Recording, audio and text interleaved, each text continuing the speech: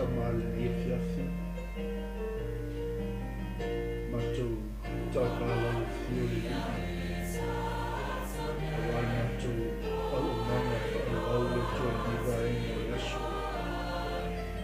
wa mato ale le funsema fatasi le lo file mo lo maria wa mato to mato le no yaso to na yato safa penale no yaise la pata ina mato umala mato pato tuo mo mato talitomu yato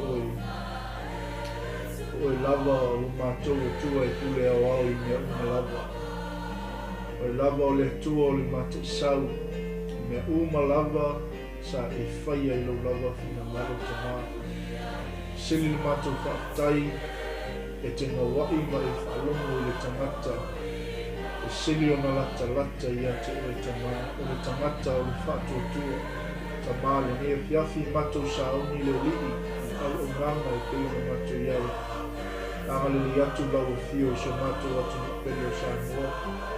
E maisi o le mai mua whawhawha mai. I mauta malao o tua asina sina o le tala le lei. Ta ingane le tua o lau au whai ngadu enga tofi so so pata whito lana.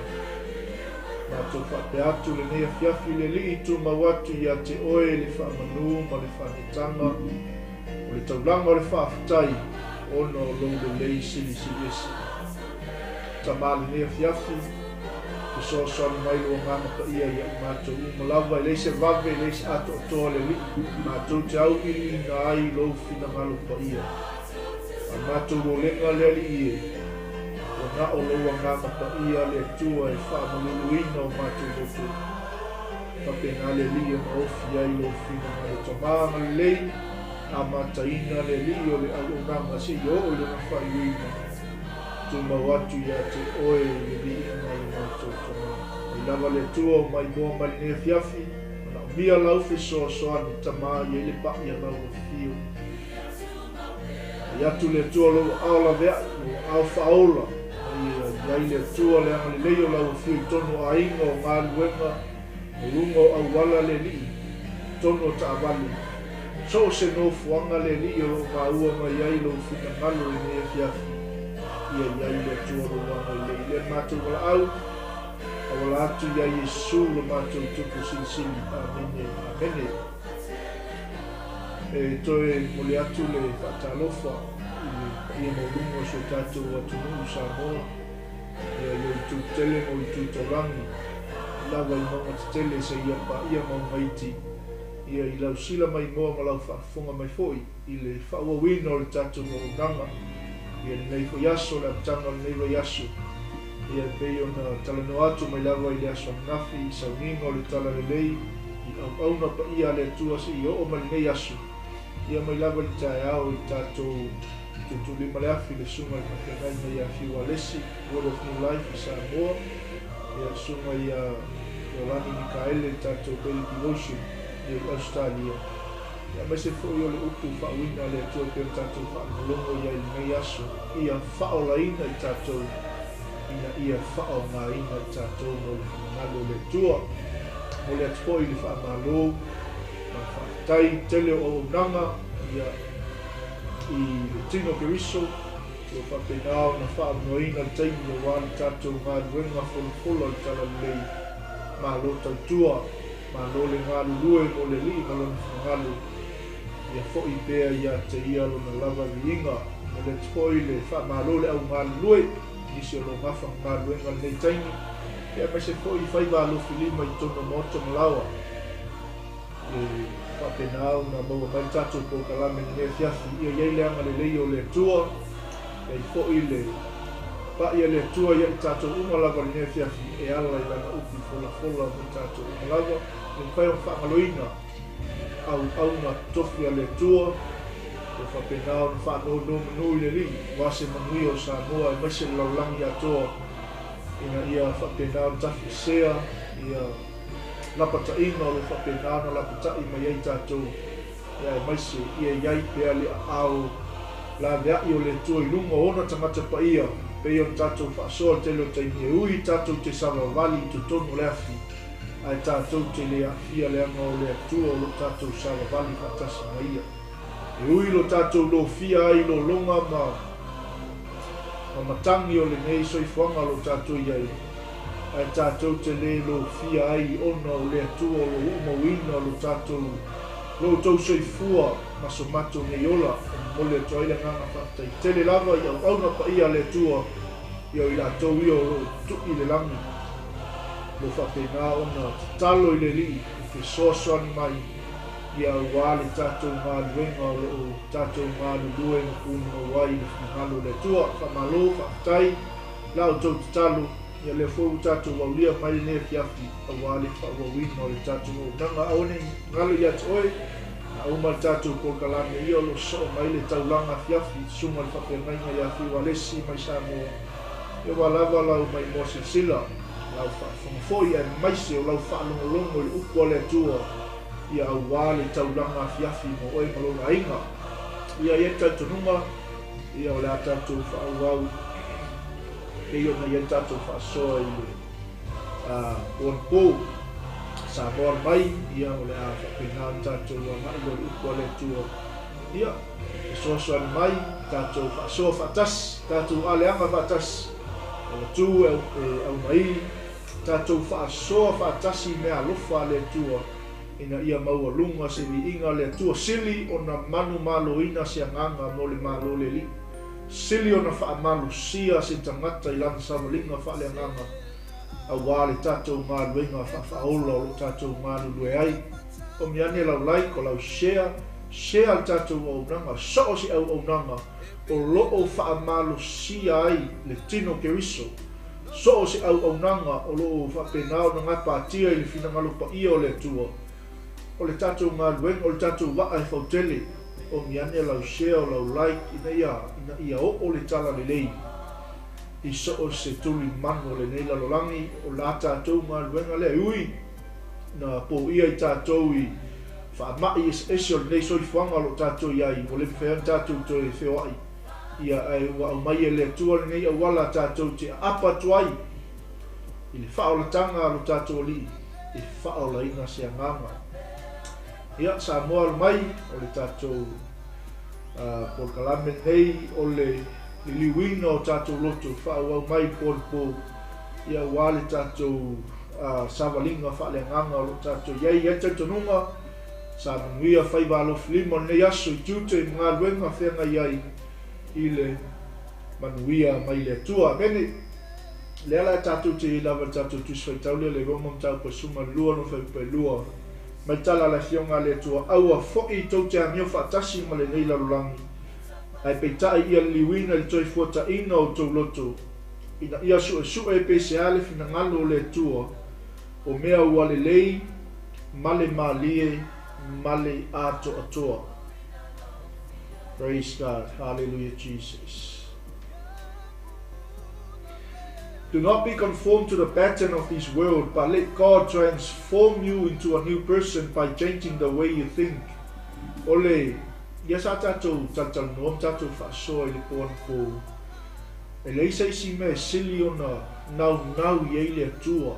E leisa isi mea sili o na oli eile atua nei lori tangata e suia lo na mawhauwhau.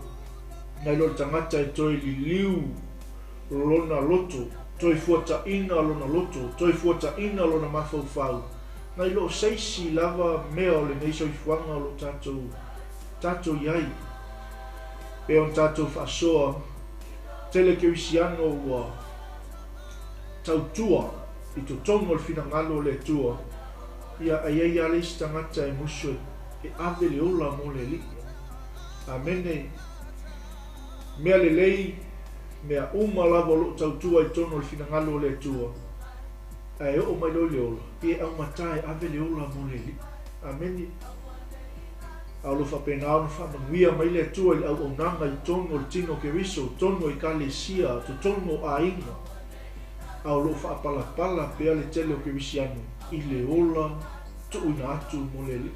Amene, mo le toi fui le nganga whaftai tele lava i au na le tua, pe ona au mai le sābali mo tātou nei aso, ia whaolaina I tātou ina ia whaongaina o lona winga I ai tātou whamoimoe e iai lo tātou whamoimoe na whaolaina I tātou ina ia whaongaina I tātou mo le fina ngalo le li tātou te toi o e ave le tala le leia le atua ina ia whaolaina le lalolangi atua umalawa amene so I leila seisi me sili o na nau iai le atua na ilo le suia o tātou mawhau mai seisi lava mea pe o na tātou iai I tala tuspa ia tuse whatau toi whalo na I whaiupo loso matou ia sili o na leo ina o tātou loto ilo mea umalawa ilo seisi lava mea ua e tupu mai ai le amio amene.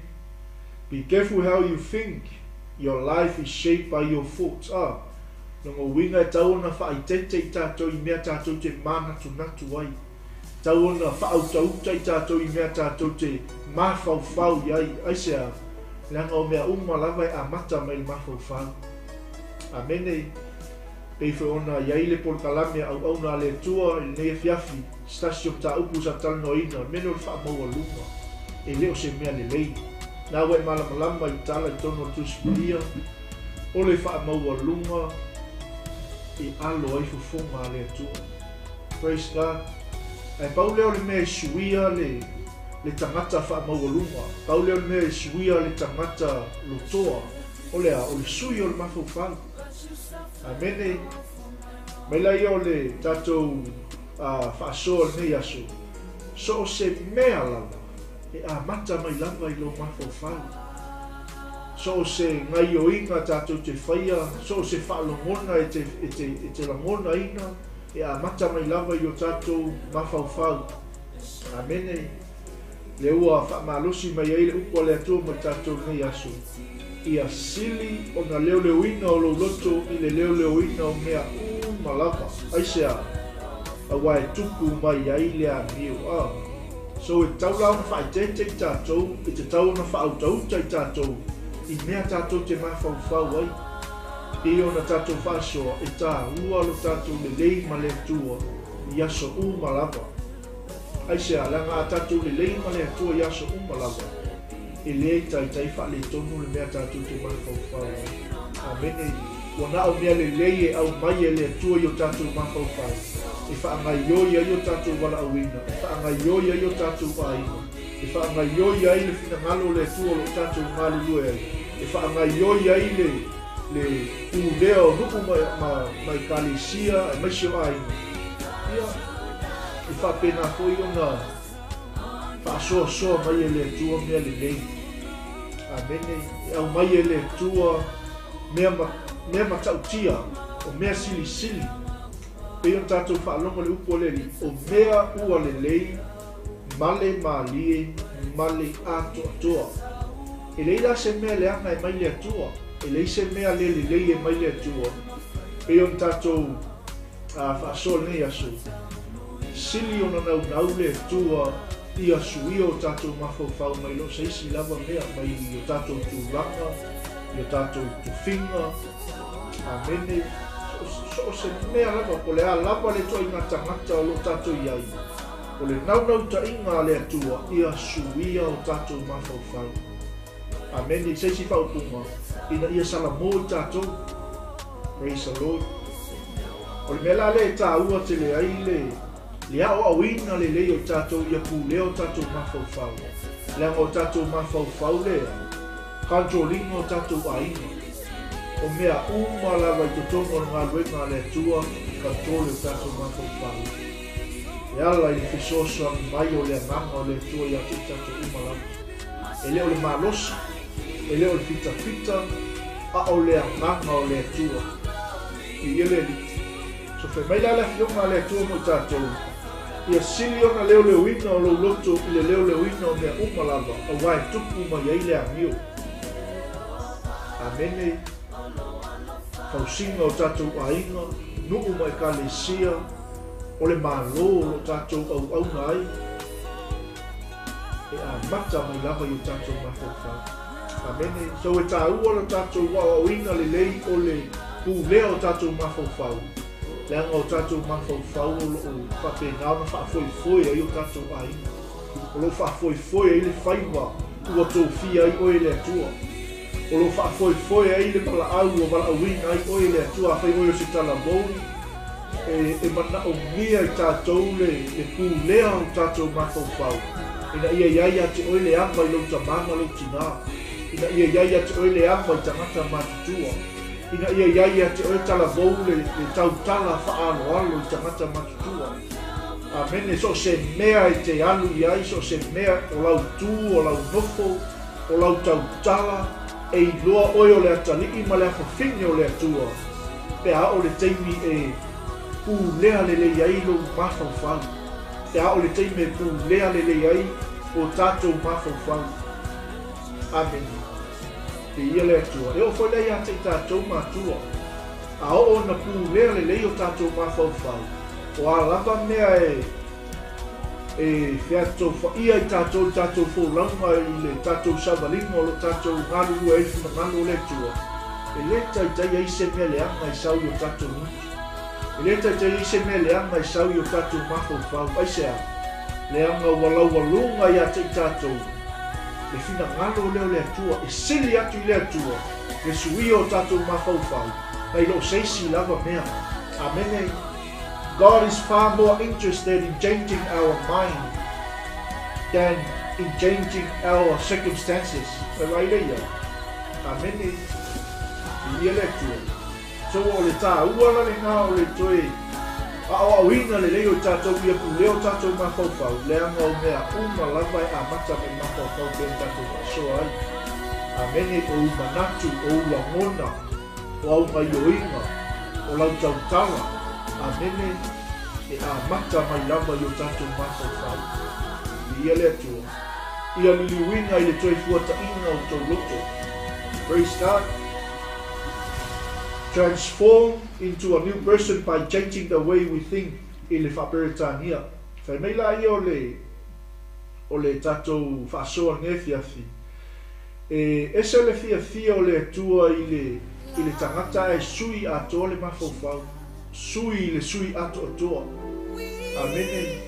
Sui le fina ngalu pa ia o le atua. I ia le li. Aisea. Nga ngā whina ngalo leo le atua. O le taimi a e salamo e tātou. O le taimi a e sui mai ai le leanga i le lei. O le taimi a e moni ai o tātou tangata i le atua. E manuia so se mea tātou te whaia. So se whaiwa o tō fia i oi le atua. So se matata ua whaa. Me alofa ina i oi le atua. So se anga maa ua amatu le atua i ate oi. E manuia. Amene. Aisea, le anga a ona sui o tātou mawhauwhau.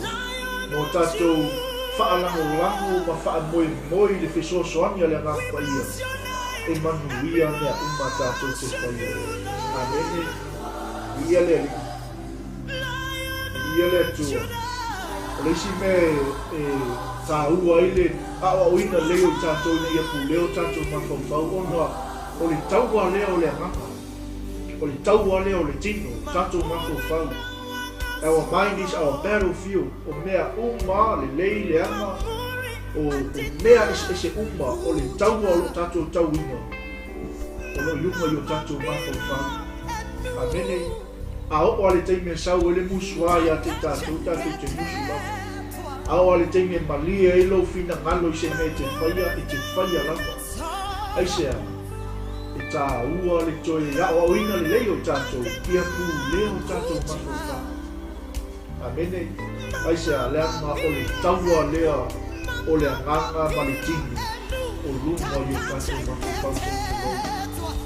Amene, mai la i o le whaasoa mo i tātou nefia. Aisea, le anga o le anga uma lava, ma mea le lei uma lava.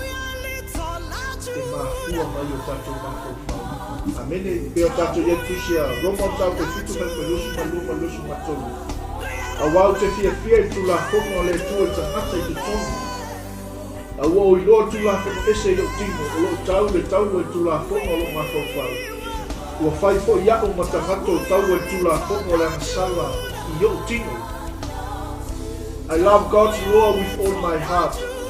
But there is another power within me that is at war with my mind. This power makes me a slave to the sin that is still within me. Mea le tāua. Le a o mai o le tua ia te tātou ia toi ku lea le leo tātou mawhaukau. Le anga o tātou na ola mai le nā tura na sanga. O tātou ola i le lalolangi nei o tātou te ola i sesi lalolangi. Amene. O tātou o lo whapena o na lama i ngā duenga le anga le pili. O lo whapena o na lama i ngā duenga le anga le pōniuni. O le mela le tā ua tele ai. Le tātou fia i le tula whono lea le atua li tangata i tō tonu. Ina ia sala mō i aso uma. Ina ia tātou oti i aso uma. Oti i le oti wha le nganga. Amene. I ele tua. Tā ua tele le toi hao oino i tātou ia tu lea le leo tātou ngako whare. Te mela i o le hionga le tua. A wawa o i loa le tula whono ese i o tino. O lo tau le taua i le tula whono a lo ngako whau mele a ke haki le tino ma le ana. Mele a mawhite e tai le aka sala mai tātou te leo taino. Le aka o le taua lea le i o tātou mā whau. Amene, kumele ai o le hionga le tua. Tala le apostolo Paul mai ua whai fo i ako patangata o taua i le tula whono. A le aka sala o loko i o tino.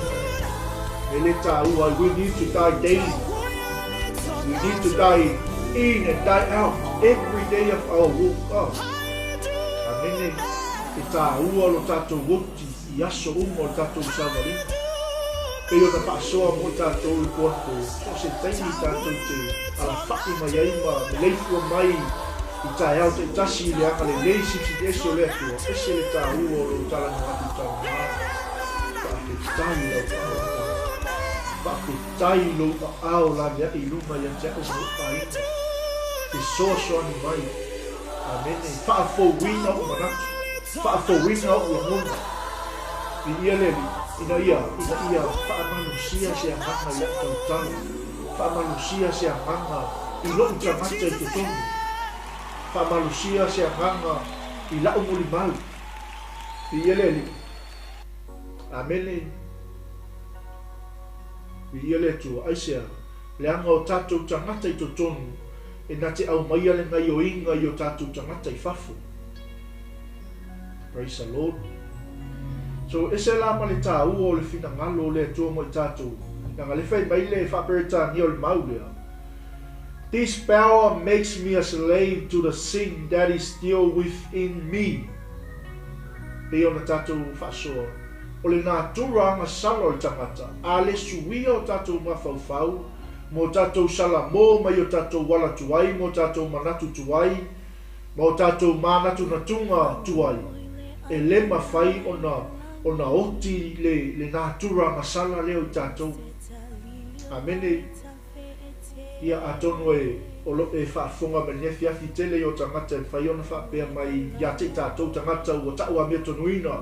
E le fia pa ia ma le fia mama. Alanga le whai mai tala le fionga le atua ia pa ia o tou a wai pa ia. We must be holy because God is holy who called us. O le na wala wina i tātou e pa ia le atua. So e leo se fia pa ia la. Ai ta tau ona pa ia i tātou langa o le atua e pa ia. Me le tāu e tātou woti aso whai soo. Ina ia whapena o na whesoasoa ni mai le li. Le anga o le mana lea o loo mawhai ona tingeia le tangata i whafu. O loo tauina le taua lea o le angasala, o le tula whono i le angasala i lali tinga. Amene. Ia le li. We need to understand that whatever gets our attention, gets us up. Ia kai pea mele, o kewa i tau ma lewa i taimi. Tātou whaalongo i tala o taua, tala o longa, tala o wha, tala o matangi, e atu wale e ale isi tangata. Amene. E ngano ai ai lesi tangata o ia o le ata liki ma le whawhingi o le atua. E ngano ai lesi tangata o ia o le au auna le atua. E ngano ai lesi tangata o i tātou o tangata wala au wina. Pi ia le, o i tātou o tangata filfilia ua fili e le atua tātou te mamoliina le tala le lei no esi. Tātou te mamoliina le tala le lei I tulu inga o le lalorangi. Ameni. I ele atua. So ele ngata lai tā ua le toi o awina le lei o tātou ia puleo tātou mawhauwhau leanga o tātou mawhauwhau o lo whapena o whaafoe o tātou aina. Ia o le taua fo I lea le tau o le malai fo I lea le tau e tātou le tau o yaso umalawa o tātou fulanga. Aia. Amene.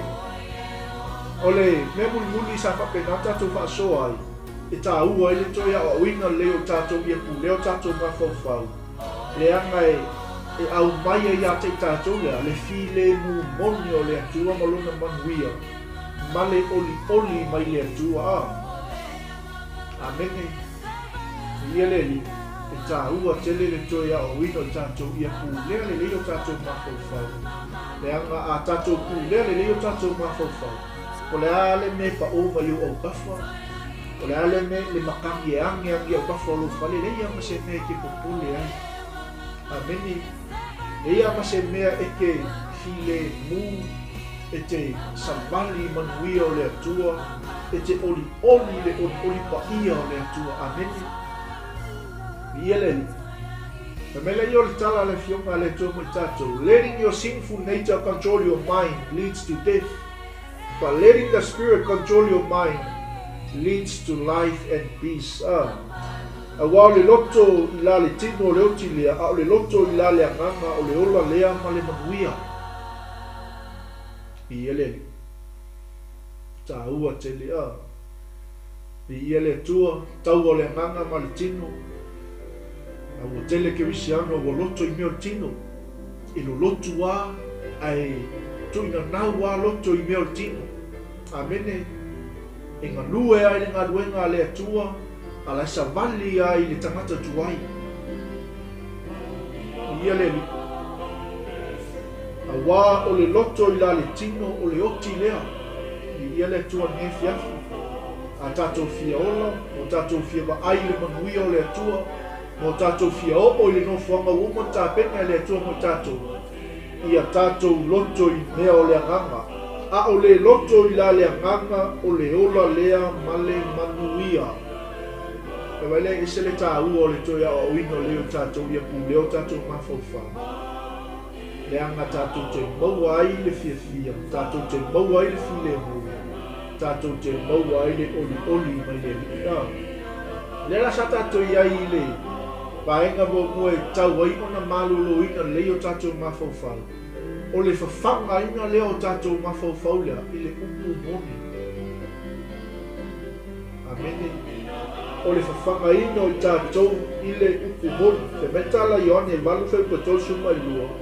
E lo fo I outou le mea moni. E tu sa loto fo I outou e le upu moni. To have a healthy mind, we must constantly feed our mind with the divine truth or the word of God. O le a mea I tātou o ni tangata maloloina le lei o tātou mawhauwhau. O le whawhangaina leo I tātou le upu a le atua. Ei lava se isi mea o le upu lava le atua e whapena ima maloloina le lei o tātou mawhauwhau. I ele li, ia pei o le whetalaina Iesu, le tātou whaasoa I ana poa, mātai o e whaalon whau koe whaa, me tala Iesu I le na o mea ai ola I tangata a o whionga umai tu lei mai whonga o le atua. E ola ai tātou, e ola ai oe malu aina, e ola ai ia tātou mo tātou aina, e a tātou le wha tua I titi. Amen. So we must feed our mind with godly truth rather than junk or poison. O mea tino nei, praise God. Lea umalawa tino lo tātou fia. E oti ei tātou tala na whionga le tua. A wao le loto I la tino o le oti lea. A o le loto I la lea nganga o le ola lea ma le manuia. So e ta taula ona whawhanga ino tātou mawhauwhau I le upu moni, I le a whionga pa ia le tua. Praise God. Pe ona moli mau ia le apostolo Paulo le na talifa le nganga o Timoteo wa afionga uma lava le tua na tu sia i le nganga o le tua e fa poto e fa tonu e wao e wa ia tato i le tato sama vali le ami o tonu le tua mele o Yesu au na ke poli no tino vai na o me ai o le tana e se ale me le pe yo te le tato malava te yo ale sta matale o le ai se tulo a bene o le sia tangata e manava tulo se tulo ale se me ai o fa le como foi le fia ai me metala Yesu e le na o me ai o le tangata a o afionga uma e tule mai le fofonga o le tua e o le tangata ameni There's lesi me sa tatou whaasoa i ese le tā ua o le tau lai o i tātou le whawhangaina o tātou mawhauwhau lea i le umpua le tua i taimi malawa pe on tātou whaasoa tā ua i o le mafuta i le tua i le atai au ma le atai au i le afiafi ma le afiafi i le au a utso se kaimi ai au e le toi mai maua se taimi o i tātou e nisi lava me au ale sa me fai tai le tu ameni ale ole lo se me fai moi lo tato pe un male aso runga i telefoni pisia kuile mea aya ta ua le tau lai o tato i le whawhangaina o tato mawhauwhau le upu ale tua pe o tato whaasoa mai tala tāwita e mua i le tafo wata ona ou alanga atu ua ou faa moi lau fio e tato nunga so o se fōlaunga o lo tato fōlau ai savalinga o lo tato salavali e tamu enga o lo tato tamu moe i finangalo le tua tau ale o le mea tato tonga o le tato sulfa inga lea o le tato faa moi inga lea o le upu ola le atua mo tato e faa foi e o tato ainga e fa foi o tatou whanau a mene so e tā ua tele la le tau lai o tatou wa ai i le whangaina o tatou mawhauwhau i le upu moni a wai tu sa loto o tau e le upu moni a mene e tu sa loto foi o tau e le upu moni e inoa o tau le mea moni e tu sa loto foi o tau e le upu moni I rise early to cry out for help and to put my hope in your words. It is the word of God. Amen. Lord, how I love your word. I think about it day long. Ua tele lava lo nau lau tula fono o te mawhauwhau ia i le aso a toa. Praise God. O te whamnu atu ia i oba o le whatonu mai a tia. O le pōwhoi a o ao mai ei a te au, o loko mawhauwhau. E le tā ua tele tātou kometi ma le tua i taimi umala. E o le koe a o ao mai le tua i o tātou mawhauwhau. Ia pu lea le lei o tātou mawhauwhau. Amene. Even in the darkness of night, your teachings fill my mind. Amene. So for us to have a healthy mind is to feed our mind with the divine truth of the word of God. Amen. Muli. Now vai ngala wale to fa pulai tatou mune fia. Ia ona to fa wa winga pulai tatou por kalame ia te ona tuko ina le aso. Melo na lua. E tā ua ai le malolo ina le leo tātou mawhauwhau ma tā ua ai le au awina leo tātou ia kūlea le leo tātou mawhauwhau ia whaa awanoa ina tātou mawhauwhau mai mea leona umalanga e rofa ke naona whaa lamina me ina i o tātou mawhauwhau amene te iona te maitala la fionga le tua tusia roma e fitu whaupe luas o matoni ua o i loa tulafono ese i o tino o loo tau le tau ai tulafono o lo mawhauwhau ua whai fo iau matangata o tau ai tulafono o le asala o loo i o tino I see in my body a principle at war with the law of my mind taking me captive to the law of sin that dwells inside me. Hallelujah.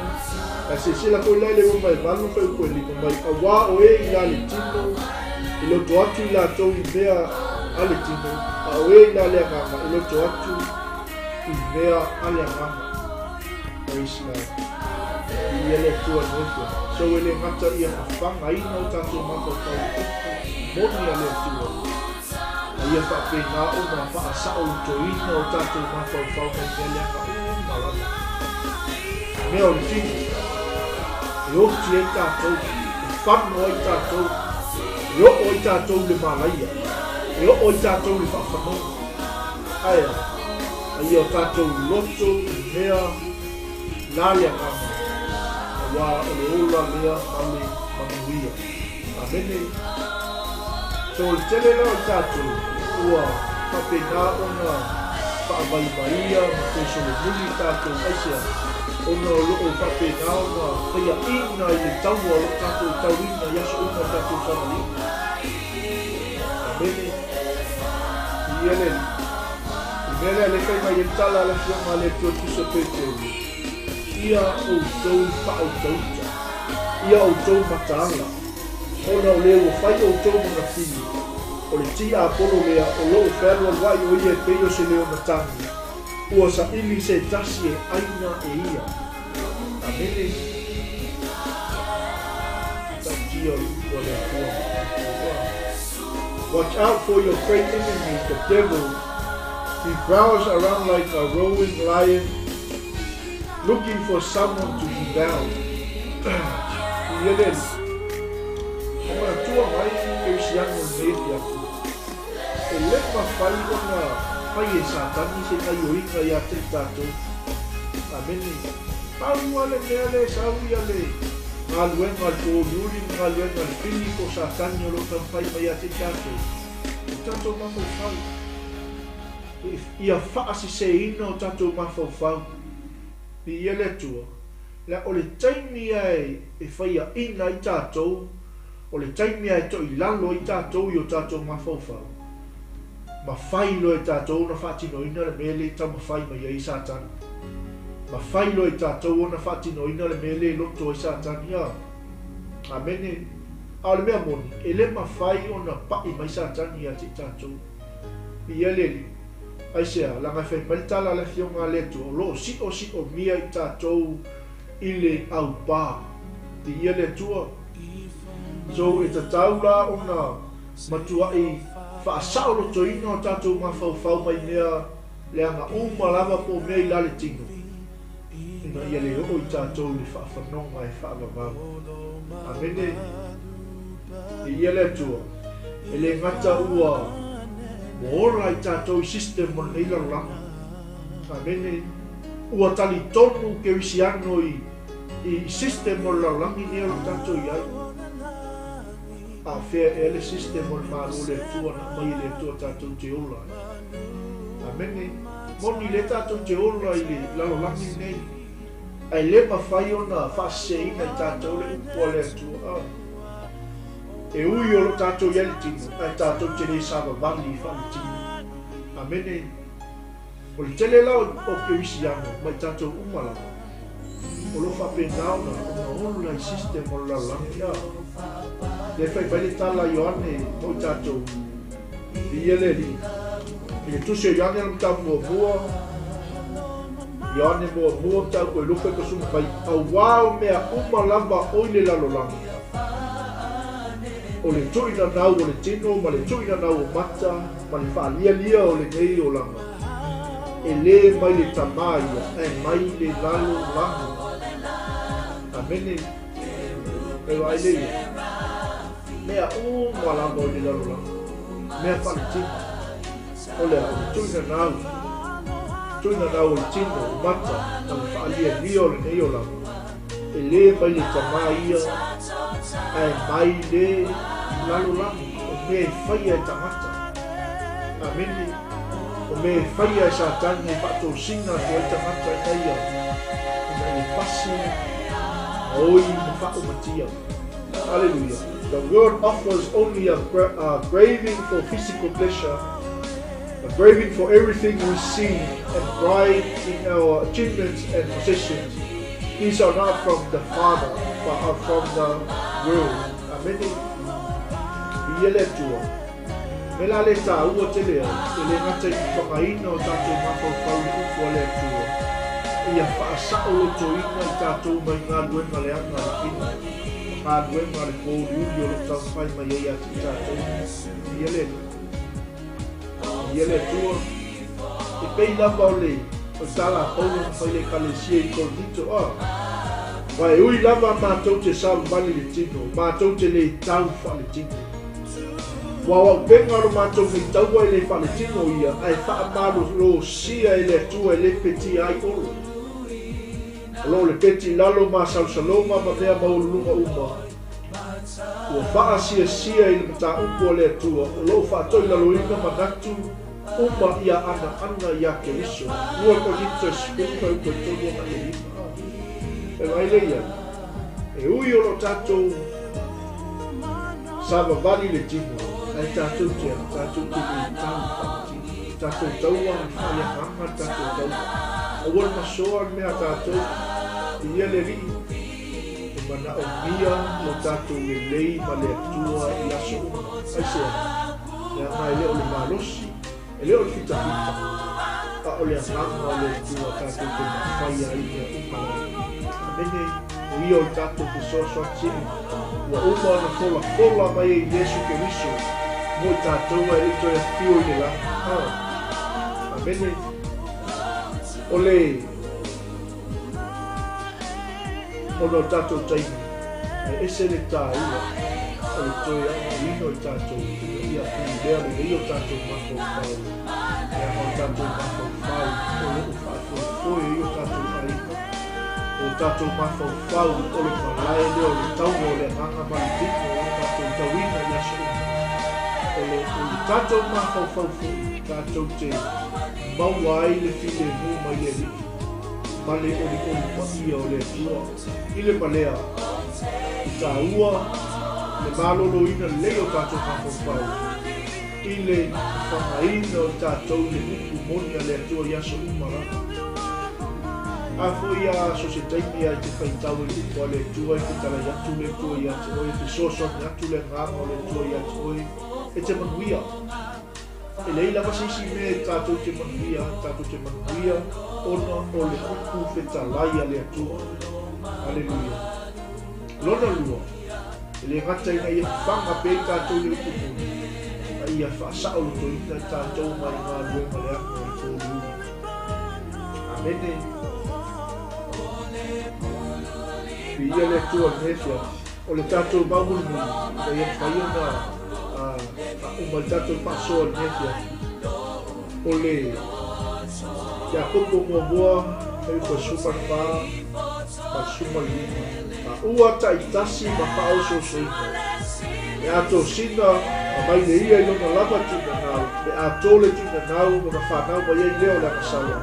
A matua le angasala o ma whanau ma iei lea o le oti.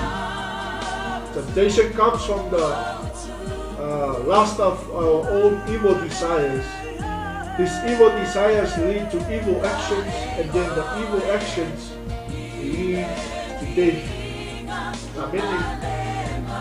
Kalau mena le tuli atu mo tātou nefia. Ina ia mawhaio nā. Whaamalusia i tātou peo tala paulo le kalesia i kondito. Ina ia mawhaio nā. Whaupenga ina i tātou. Ina ia mawhaio nā. Tamau ai ka ina i tātou le upo le tua wafe metala la apostolo. Wai ui lava mātou te sama vali le tino. Ai mātou te le tau wha le tino. A wao pengaro mātou nei taua e le wha le tino ia. Ai wha malo lo sia. E le atua e le peti ai olo.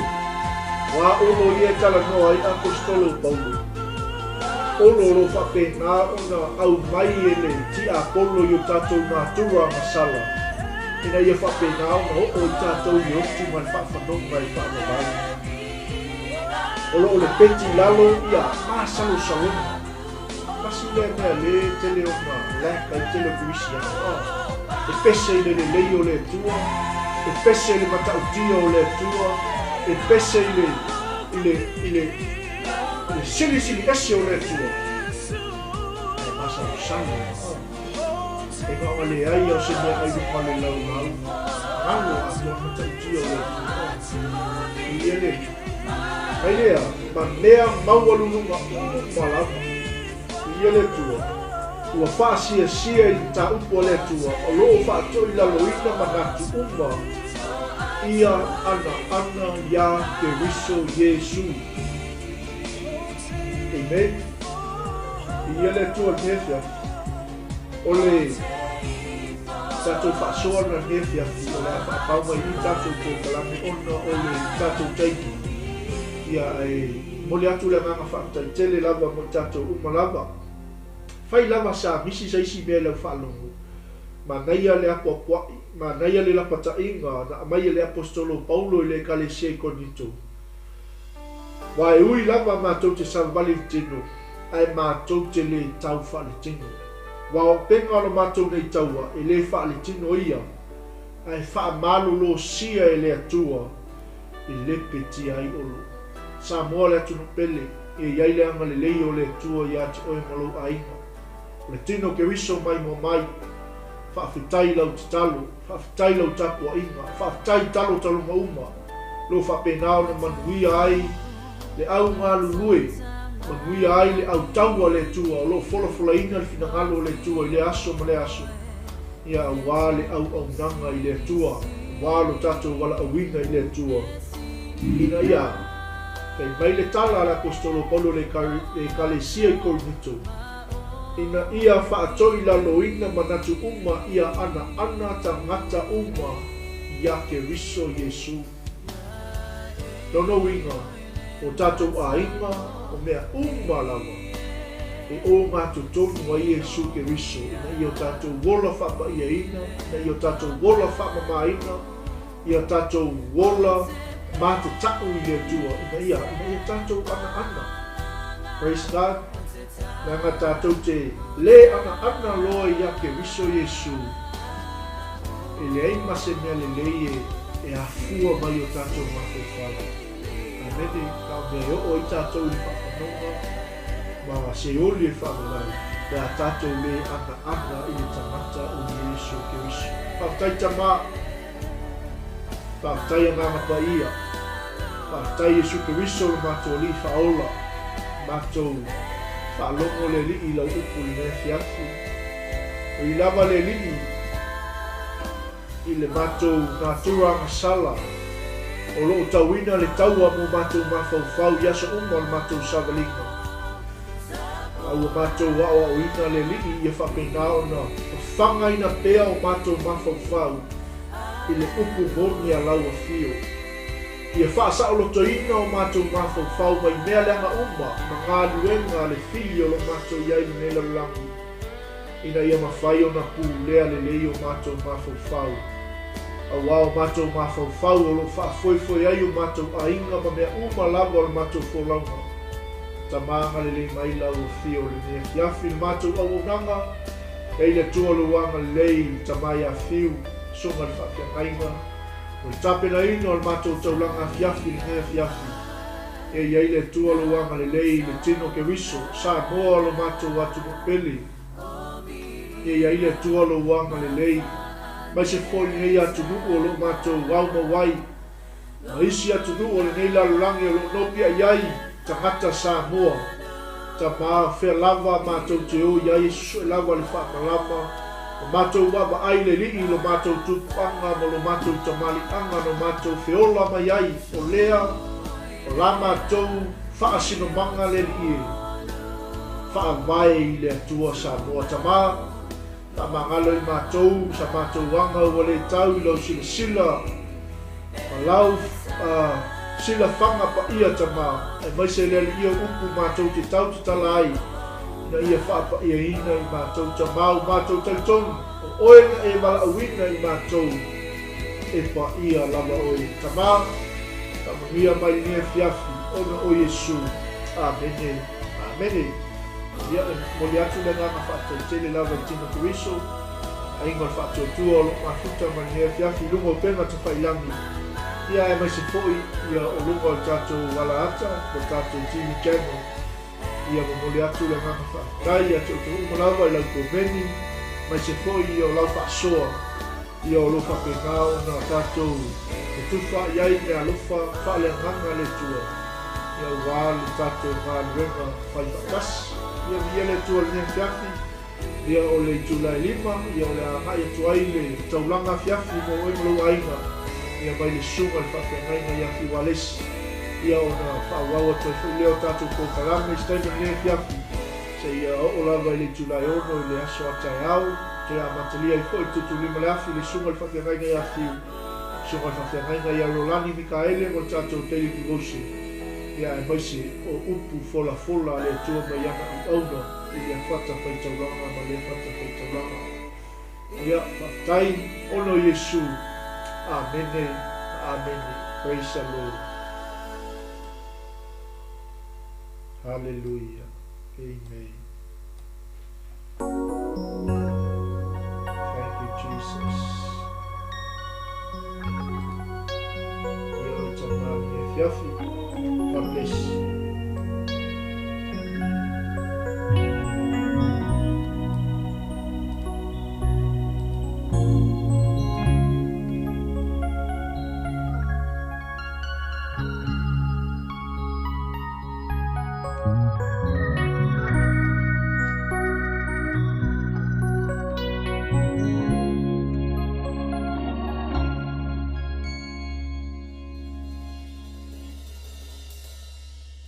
Wa o whalongoi le alanga mai le langi.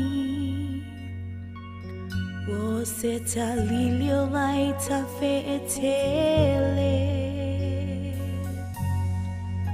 O le alanga o viinga mai lo no foali. O le tangi o le mai tangata o le lalo langi uma. Ua vai viinga ma whaai lolo ma malu.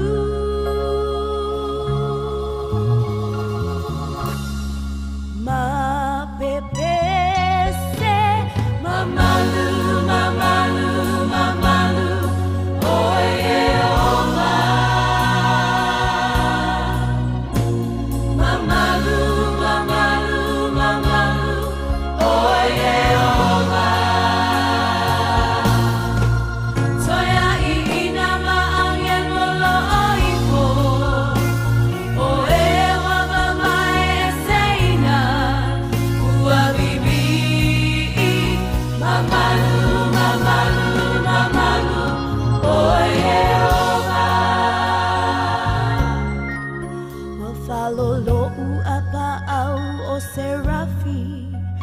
Mapupula ua fe pulafi.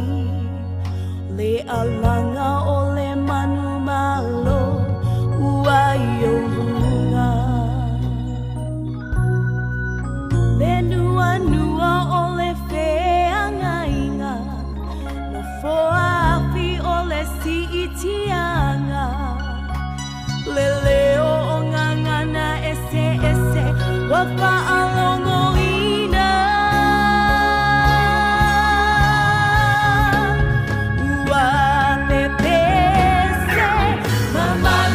Mamalu,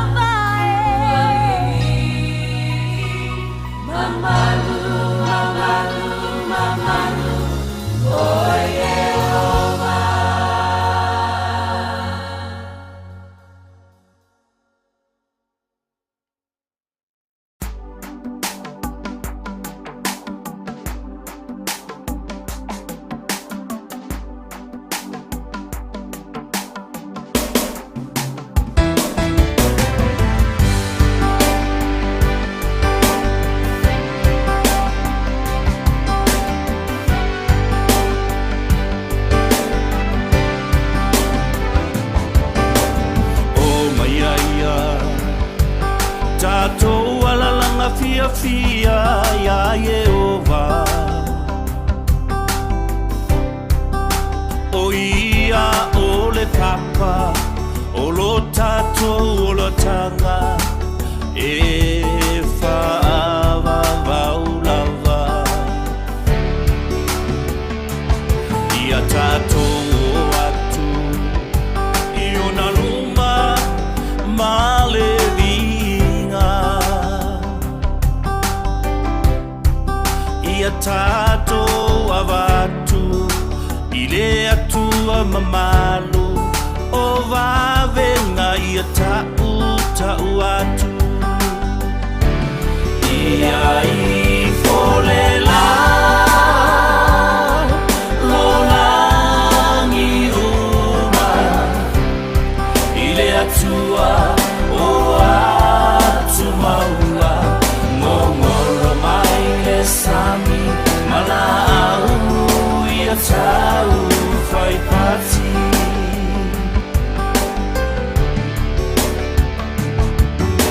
Awa o ia o le atua e sili sili mapa ia. O ilona ao o mea loloto, mata uti alona poto. O le sami lonoto mao o le langi e feo a isolo. Mata matangi e fa se imana va mai, o le ola o ile atua. Ia I folela lo langi uma, ile atua o atu maua, ngongoro mai le sami, mana au ia tau fai pati.